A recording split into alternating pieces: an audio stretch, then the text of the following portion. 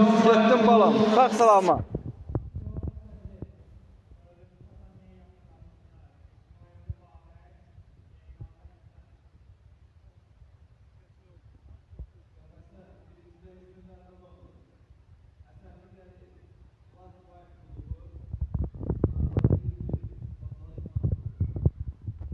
Kırmızı Sakarya yakınlaştırmalar, Mevzeral Uluzadə, Həsənov İdman Kurulu, Həzrət Şirinzadə, Şamafi İdman Kurulu, 3-cü Sakarya yakınlaştırmalar.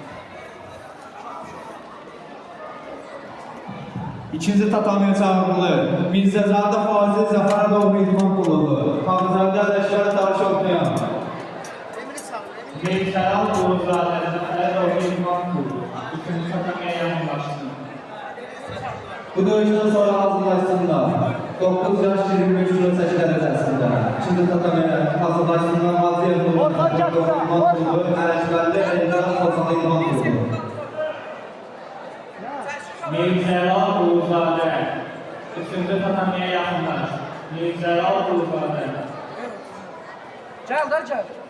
Qalib Həsənli, Bulat Qayıb Kurulu, Yusuf Mustafazadə, Fatalı İdman Kurulu, Qəmər Səyəfənlər. Bu döyüşdən sonra 3-cü tatamiyə hazırlaşsın. Nurşov Məhəmməd, Kərimov İlkin.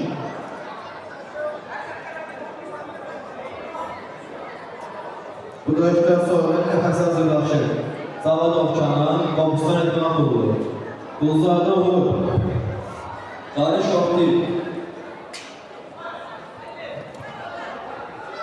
Xahiş edilir. Məşqçilərdən mühafizə xidmətin işçilərinin sözünü qulaq asın. Hər idmançının arxasında bir məşqçi oturarlar, döyüş vaxtı. Hər məşqçinin arxasında bir məşqçi oturarlar, idmançının arxasında. Qalan məşqçilər arenanı təmkinlərini də kənarına deyirlər. Onu yer ha.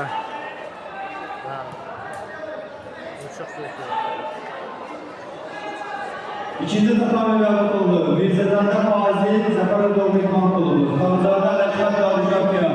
İkinci tatamiyə çağırılır.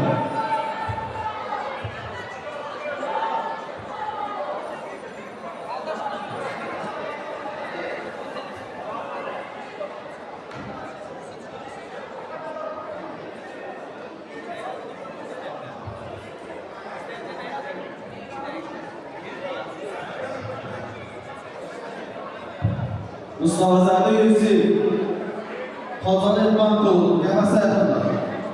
Yusuf Mustafazadə. Dənişov, etiraz müəllim, Dənişov komandası,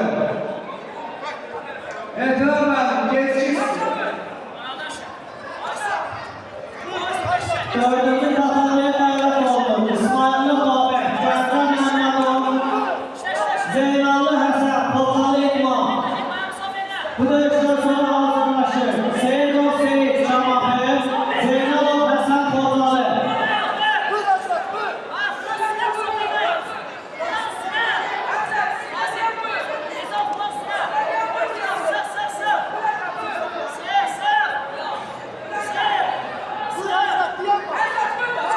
Hazret vur.